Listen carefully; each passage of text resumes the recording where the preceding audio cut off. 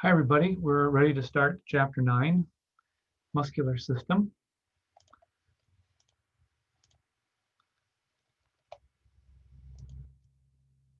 So here we've got a really interesting scanning electron micrograph of a piece of a skeletal muscle fiber. Now, when I use the term muscle fiber, that's the same thing as muscle cell. So they're interchangeable. Muscle fiber equals muscle cell. But unlike a typical cell, if I were to ask you to sketch one on a quiz, you'd probably put a sphere or an oval with a dot in the middle for the nucleus. And that's typically how we've often expressed sort of the shape of a generic cell, right? Well, it's a little different. It's a lot different, actually, in a skeletal muscle cell or skeletal muscle fiber. For one thing, it's very elongated. And in fact, we talked about muscle tissue back in chapter 5, I think it was. And I sketched that on the board or on a whiteboard for you, I think. So it's very elongated, isn't it? We remember there are multinucleated muscle fibers, right? They don't have a single nucleus, they have many nuclei. And those nuclei are typically on the surface of the cell, just under the sarcolemma, which is the cell membrane of the muscle fiber. So this photograph that you're looking at here, this electron micrograph, is showing a part of that cell membrane or sarcolemma that's been torn here. You can kind of see this jagged yellow-orange area. And we're looking down inside the muscle fiber, and we can see all these little bitty filaments. They're called myofibrils. And there are hundreds and hundreds of them, aren't there? As you can see here in this cutaway view. So we're going to explore the anatomy of the muscle fiber and talk a little bit about how it works. This is a magnified view, again, of 4 skeletal muscle fibers from a tongue of a rodent. And this has been stained. And you can see the nuclei here as these oval orange, purple structures. And you can also see these light, dark alternating striations within the muscle fiber. Again, we have 4 fibers here, 1, 2, 3, and 4. And if you think back to our discussion of muscle tissue a while back, we described skeletal muscle as also being referred to as striated muscle, because it had these alternating light, dark bands. So keep that in mind. In another week or so, we're going to begin to learn the major muscles of the human body. And some of them I'm sure you probably already heard of, like the pectoralis major, the upper chest muscle, or the deltoid muscle of the shoulder, or the biceps brachii muscle of the arm. So this particular slide is, of course, showing those muscles in red and also pointing out the presence of tendons, which, as we've said, connect muscle to bone. And we have a number, of course, of tendons shown here by the arrows. But sometimes, in addition to tendons binding muscle to bone, we can run into other types of fibrous connective tissue that connect muscle to muscle. And that's what is shown here in the abdominal region, where you see here it says the term aponeuroses. That's plural. If we were talking about a single, we would use the term aponeurosis, S-I-S, as opposed to S-E-S. And so we have a number of aponeuroses shown here. Here again in the abdominal region, where certain types of muscles are connected together, tied together, attached together. And what makes basically an aponeurosis different from a tendon is the fact that these are sheets of dense fibrous connective tissue. Sheets. Usually they're somewhat thin sheets. In a tendon, like the Achilles tendon, which you don't see here, but it connects the calcaneus with the calf muscle, that's a big, thick cord, okay? So tendons tend to be cord-like. Aponeuroses tend to be sheet-like. But histologically, this dense fibrous connective tissue of a tendon or an aponeurosis would look the same. A lot of collagen fibers, right, to provide strength. We're going to zoom in on the proximal end of the femur. We can see, of course, here the head of the femur. And we're noting a tendon to connect the periosteum, basically, of this femur to a muscle of the leg. And I want to talk about some different types of connective tissues that are listed here. The first of which is this term fascia. Fascia. And this fascia is, sometimes it's superficial fascia, sometimes it's deep fascia. If you've ever processed a deer, or if you've ever like deboned chicken, by a whole chicken, you debone it, right? Take the meat, separate it from the bone. Sometimes you find this kind of slippery, almost transparent, glistening, snotty looking material on the surface of muscles. That would be this fascia material. So that's on the surface. This would be considered superficial fascia. But we also note here in red and blue and green some specific types of connective tissue.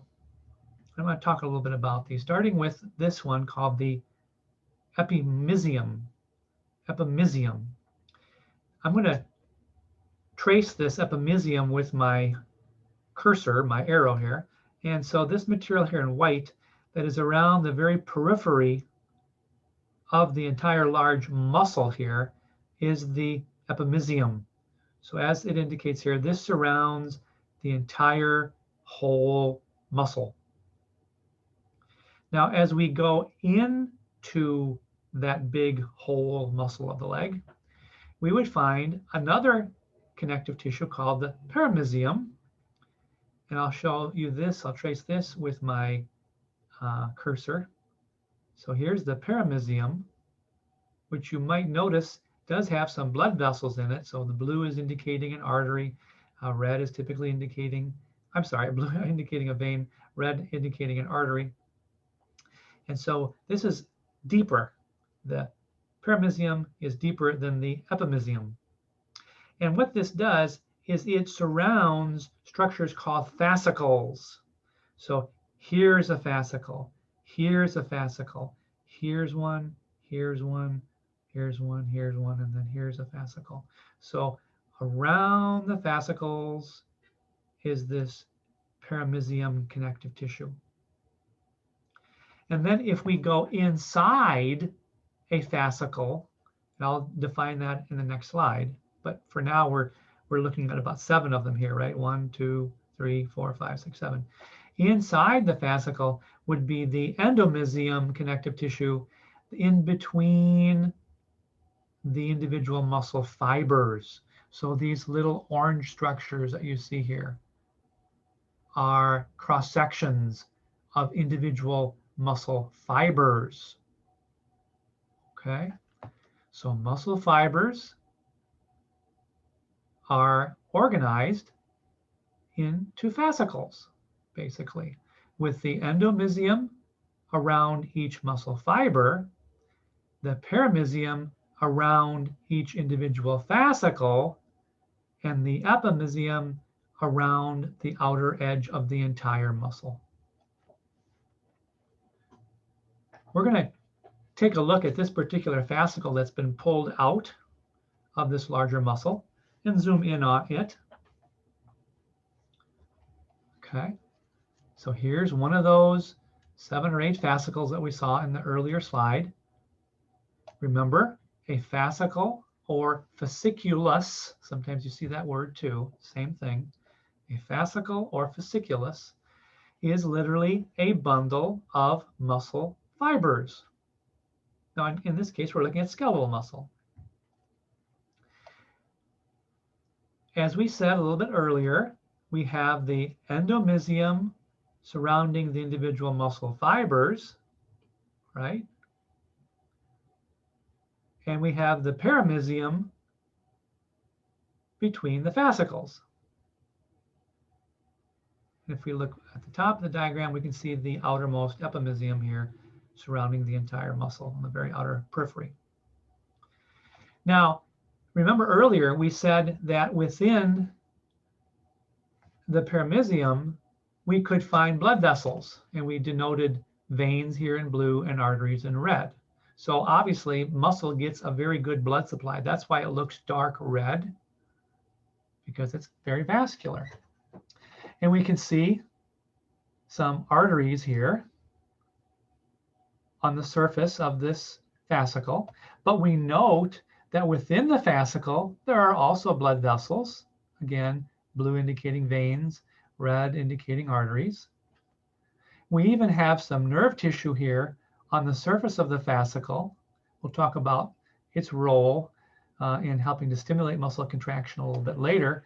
But you might remember us looking at the giant multipolar neuron back in lab. We looked at that slide. And so the axon of this neuron is what is going to convey that impulse, in this case, to the muscle fiber, which will cause it to contract. Because muscle cannot contract unless it's stimulated by some nervous tissue. Okay, so again, here's our fascicle, and inside it we have, how many muscle fibers do you count here? Here's 1, here's 2, 3, 4, 5, 6, 7, 8, and a 9th one that's being pulled out of the fascicle, which we'll take a closer look at in just a moment. But I want you to look now inside each of these muscle fibers. Each of these 7 muscle fibers has smaller substructures, which we actually saw in the very first slide that I showed you. Those are those myofibrils, those thin little filaments. I don't know if that's the right term I should use or not, but myofibril is the term we should use. They're small subsets within the larger muscle fiber or muscle cell. So let's take this muscle fiber, let's pull it out, let's examine what is present. So this is one muscle fiber. Here's the sarcolemma. Do you remember what that was? I defined it a little bit earlier. The sarcolemma is nothing more than the skeletal muscle cell membrane. That's all that is. Phospholipid bilayer, embedded proteins, remember that from chapter 2, I think it was. Here we see a nucleus, but we remember that skeletal muscle is multinucleated. But remember I told you earlier that that's found just under the surface of the sarcolemma, those nuclei. Yeah. And then we can see, of course, these myofibrils that we defined a little bit earlier, that the first slide also showed the electron micrograph. And as we look at each of these myofibrils, we find that within each of those, we have smaller structures yet called filaments. That's why I was really kind of resisting using the term filament earlier, because the filaments are found inside the myofibrils, which are found inside the muscle fibers. And you can see there are thicker filaments here denoted here in pink, and thinner filaments denoted by the blue. And wherever we have a thicker filament, it's surrounded by thin. And where we have a thin, we're surrounded by thick. We'll talk again more about these a little bit later. I want to also note the presence of a particularly important organelle found in skeletal muscle fibers called the sarcoplasmic reticulum. Now, you might remember hearing about the endoplasmic reticulum in chapter 3, I think it was. There's smooth and there's rough ER. Remember that? Well, this is special to muscle tissue, muscle cells, called sarcoplasmic. In fact, this prefix sarco, you've seen it a couple places, haven't you? You've seen it here in sarcolemma. You've seen it here in sarcoplasmic reticulum. You're going to hear about it in some other structures a little bit later. But sarco, the prefix sarco, just think of muscle when you think of that. So this sarcoplasmic reticulum, shown here in yellow, is just under the sarcolemma. And this really permeates most of the inside compartment of the muscle fiber. What this doesn't do a great job showing, which I wish it did, is the fact that this organelle isn't just on the surface here of these myofibrils, but rather extends in between them as well. So we'd actually have a lot of innervation of this organelle in between and among all of these myofibrils. So where I'm tracing with my arrow, my cursor, that's where I'd expect to see sarcoplasmic reticulum. And basically what this organelle does is it stores calcium ions. And remember, I have recently been telling you guys how critical calcium is in our physiology. We've already talked about how it helps to make strong bony matrix, right? But I also mentioned at that time that calcium played an important role in blood clotting and in muscle contraction. And so we're going to be learning about that in chapter 9. But that is where the calcium is stored in our skeletal muscle, and actually in cardiac and smooth as well, in this organelle called the sarcoplasmic reticulum. So let's just pause for a moment and not lose sight of the fact that we want to have a basic understanding of the levels of organization within skeletal muscle tissue. So this flowchart sort of takes you from the most broad, largest anatomical structure down to ever more specific, smaller subunits. So spend a few moments looking at this flowchart and reviewing this slide, because you do want to have a good sense of the organization. In fact, this is the slide I think I was going to go to. There we go. So this is taking the last 4 or 5 or 6 slides and slapping it all on one slide. So this is a really great review slide, I think, to look at it. It just takes into account so many important anatomical features. So you want to spend some time and get comfortable with this organizational schematic. This is going to be extremely important for you to understand in order to understand how contraction occurs and how it works in skeletal muscle.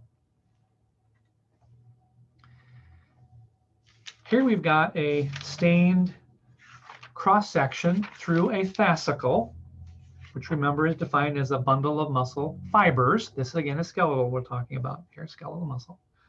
This is the same diagram that you see in your book in figure 9.3. And again, we can point out a couple of features that should look familiar to you. We see lots of nuclei here in purple. These structures here that I'm circling with my cursor are individual skeletal muscle fibers. This entire structure that I'm circling now is the fascicle. And remember, we have paramysium connective tissue between the fascicles, and we have endomysium connective tissue in between the muscle fibers within the fascicle.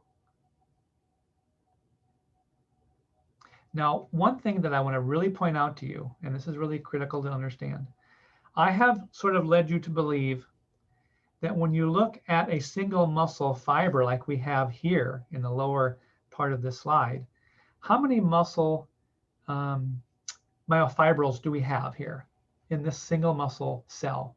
Let's just count them real quick. We got 3, 6, 9, 12, 15 or so. Maybe there's a 16th hiding behind here. You know, we have sort of limited it so that we could have you understand that there are myofibrils within a skeletal muscle fiber.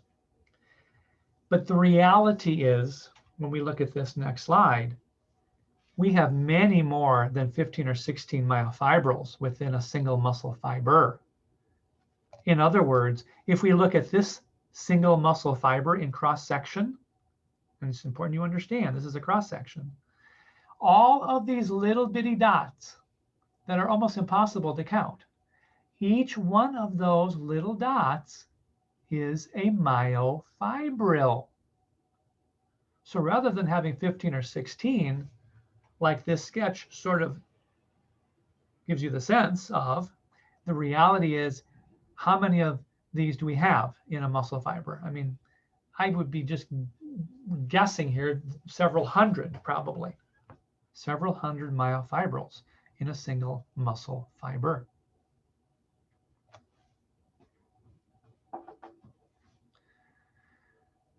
Okay, here we've got our single muscle fiber, and we're going to just stick with about 15 or 16 myofibrils to keep it simplistic, but you know that there are many more than 15 or 16, right? And we're going to pull one of those out. So again, this is a sectional cut through a muscle fiber. Here we see a longitudinal section and another cross section really of the myofibril. Lots of interesting things to see here. Let's talk about a couple of things that you've heard of before. So what am I showing you here in brown that I'm tracing with my arrow? That's the what? That's the outer part of the cell membrane, right? That is the cell membrane, called the sarcolemma. So there's sarcolemma. In yellow is our sarcoplasmic reticulum that we talked about earlier that functions to store calcium ions. And now you can begin to see how it is very much spread in between all of the myofibrils within the muscle fiber. So this sketch does a much better justice, if you will. And we can see again how it's on the surface of this particular myofibril and would extend to the right here even more, but we've stripped it away. We've stripped that SR, or sarcoplasmic reticulum, away. What else do we have here? What are these things in orange? That organelle should look familiar to you. That's the powerhouse organelle, right? Those are the mitochondria. You know that they are instrumental in production of ATP. ATP is the energy currency of the cell. Why would you expect to see many mitochondria here in a muscle fiber? Because it takes energy for contraction. That's exactly right. It also takes energy for relaxation too. You probably didn't know that, but we'll talk about that coming up later. So back to our myofibril, which, remember, we talked earlier about how we have both thick and thin filaments within the myofibril, right? Remember that? In a cross-sectional cut, we can see again that wherever we have a thin filament, we have surrounding thick filaments. And wherever we have a thick filament, we have surrounding thin filaments. So there's a particular order, isn't there, or arrangement of these thick and thin filaments within the myofibril. This is even better shown if we look at a longitudinal section or view this from a longitudinal viewpoint. So like the skeletal muscle fiber, these myofibrils extend down the length of the fiber. And we want to define a structure that's referred to as a sarcomere. So here's another prefix sarco word, sarcomere. This is an extremely important structure to know. The sarcomere, as I've indicated here in the box, is the structural and functional unit of the myofibril. So we have defined a sarcomere here by denoting the presence of what are called Z lines. Now, this is actually really easy to remember because if you look at this line, do you see how it makes like a zigzag? So just remember zigzag, Z line.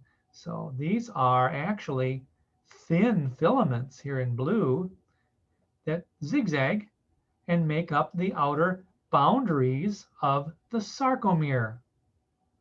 And there'd be another sarcomere starting here and extending to the right. There'd be more Z lines over here. We just don't see them. And if we go to the left of this Z line into the muscle fiber, into the myofibril a little bit more, we'd see an adjacent Z line making up the adjacent sarcomere. So you have sarcomere, sarcomere, sarcomere, sarcomere. They all extend one next to the other along the entire length of the myofibril. We're looking at just one here, but there would be literally thousands and thousands of sarcomeres within each myofibril.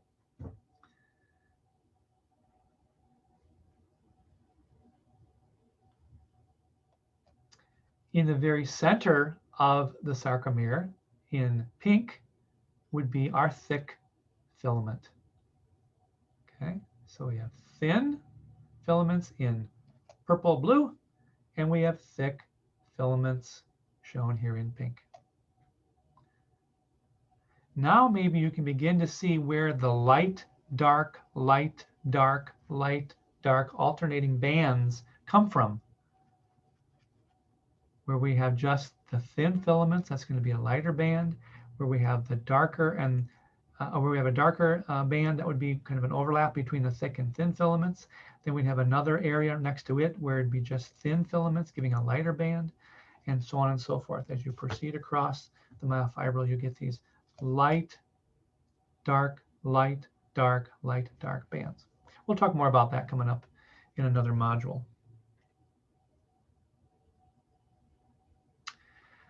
Okay, as we delve into the sarcomere just a little bit more, we can see again the presence of the Z lines are on the edges here, the periphery of the sarcomere.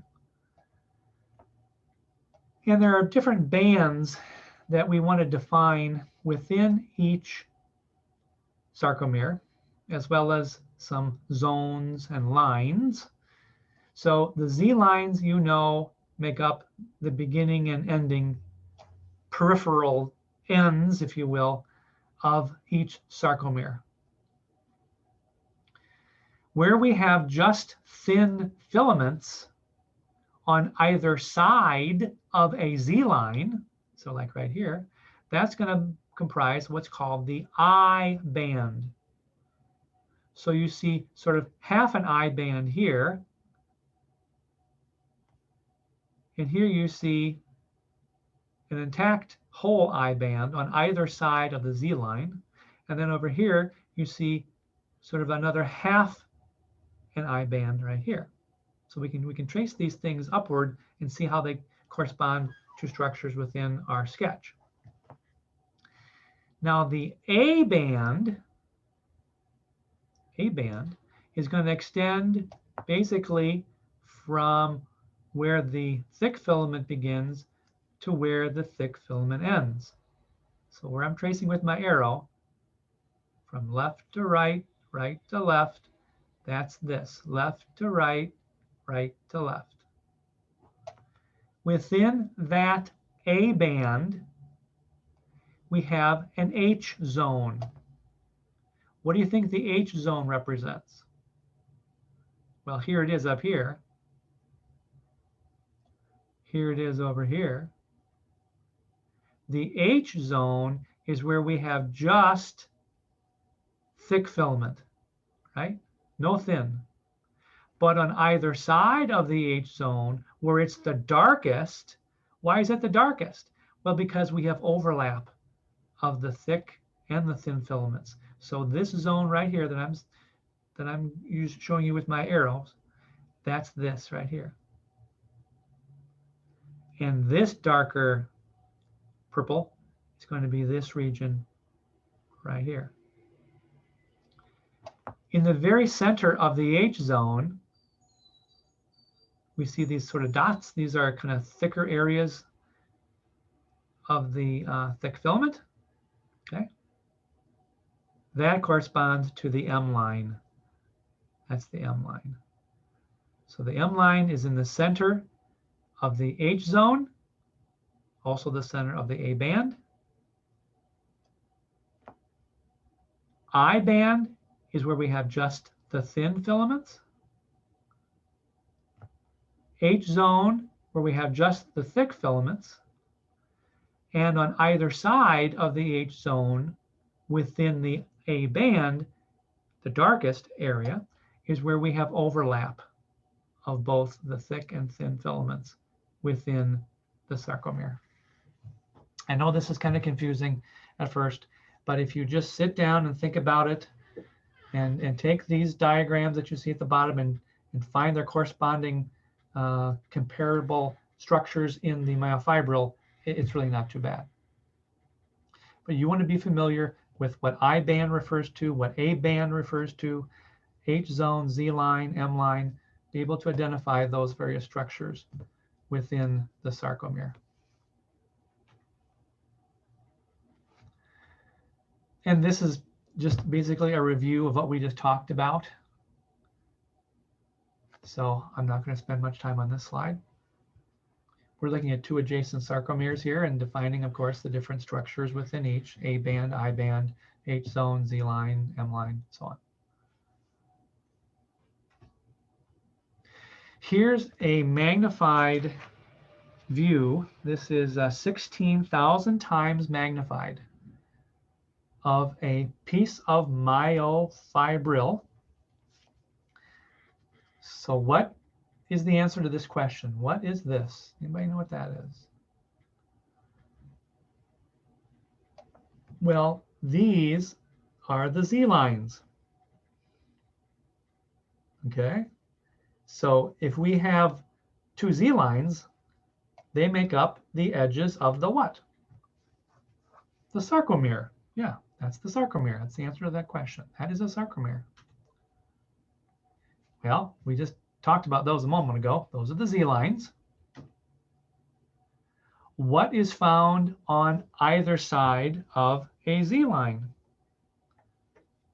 Where we see just the thin filaments, giving us the lighter striation, a lighter color. This would be the I band, the I band. Okay, I've got some additional videos posted in the Muscle System Animations supplemental PowerPoint. You might want to go check those out. I hope that they play for you, but there's a couple good videos that you will be referencing as we go through this chapter that give you some good animations of that process of contraction that we're going to talk more about in just a moment, but also define some of these important features.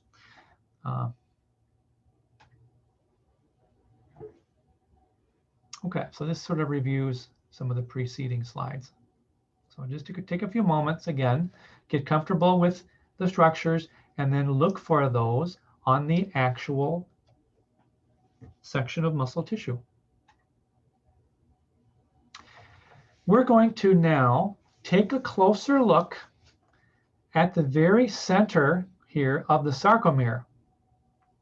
Now again, to orient you, Z line, Z line. Either side of which I band, where we have just the thin filaments. Within the A band,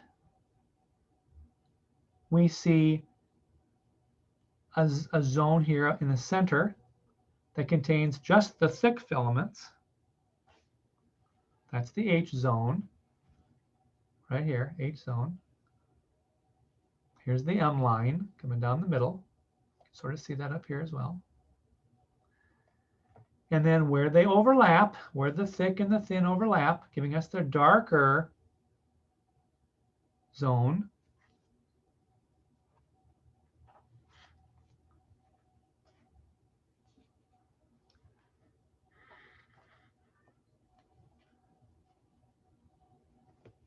let's take a close look at this overlapping area where the thin and the thick filaments are found.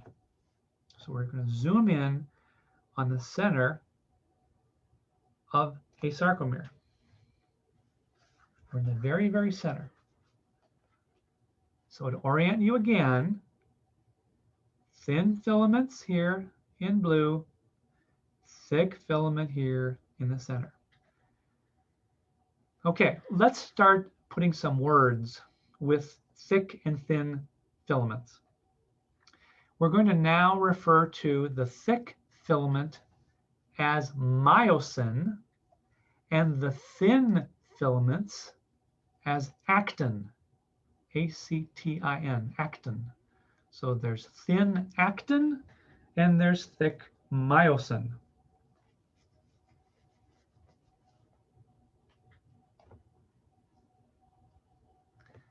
And when you look at the thick myosin in the center of our sarcomere, we're looking at one of the three listed here, we see these interesting projections, these so-called heads of the molecule that stick out in all directions. And remember, you got to think about this in a three-dimensional sort of way. Even though we can only show 2 dimensions here, you got to think 3D. So extending toward you are some projections. Extending above are some additional myosin heads. And on the other side of this myosin molecule will be additional projections. So they stick out in all directions. And not only do we have actin above and below, but we'd have an actin right here where I'm moving my cursor. And we'd have one over here. Then we have one in behind this and one behind this too. So I got to think 3-dimensional.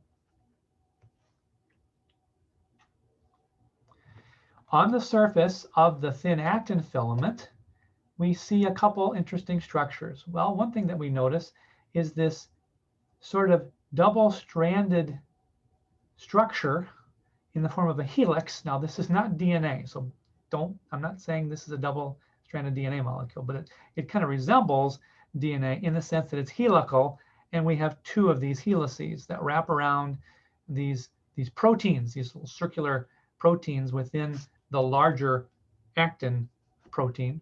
These are all proteins. And if you look close, you'll note that this helical strand, shown here in purple, has a special name. It's called tropomyosin. So this is a rod-shaped protein on the surface of this double helix structure. So tropomyosin shown here, sort of in purple, and these double helices are these little circular kind of light purple balls. These are proteins. And every once in a while, you'll see a 3-subunit structure called tropomyosin. So obviously, here's one I've circled. Here's another one up here. Here's another one here. They're all over the place.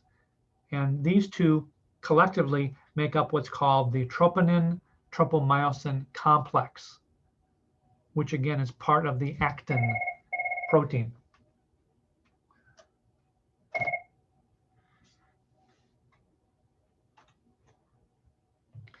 Now, if you look really close, you'll note that on the actin, on this double helix, these little circular structures that make up sort of a helix, there are little pink zones here, hidden here to a large extent by the tropomyosin protein.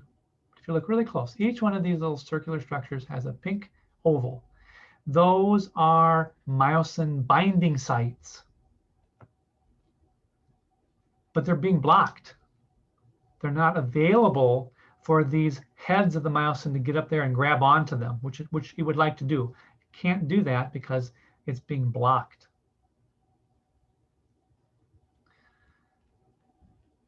If we could somehow unblock the binding sites here on the actin molecule, then these myosin heads could come up and grab onto them, and we'd have contraction taking place. We're going to talk more about that coming up a little bit later. But there's going to be interaction between the actin and the myosin when contraction occurs, basically.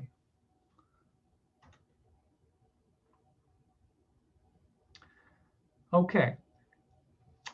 This last slide that I'm going to talk about before we end this module, is again showing a single muscle fiber. Here are myofibrils inside. You can see again the extensive networking of mitochondria, the presence of several nuclei. You can see the thick filaments as the dark pink, and if you look super close, there's little light actin filaments in between the thicker myosin. But what I want to point out in this slide is the presence of little openings here on the sarcolemma to the outside. Okay, these are openings that lead into the muscle fiber, into structures called T-tubules or transverse tubules. So I'm tracing with my arrow here several transverse tubules. Okay, so all these little pores, if you will, or openings, lead internally to what are called transverse tubules. They're called transverse because they run transversely. They're at a right angle to the longitudinal axis here of the fiber and of the myofibrils. And if you look on either side of the T-tubules, we see this sort of expanded zone here in darker yellow or light orange.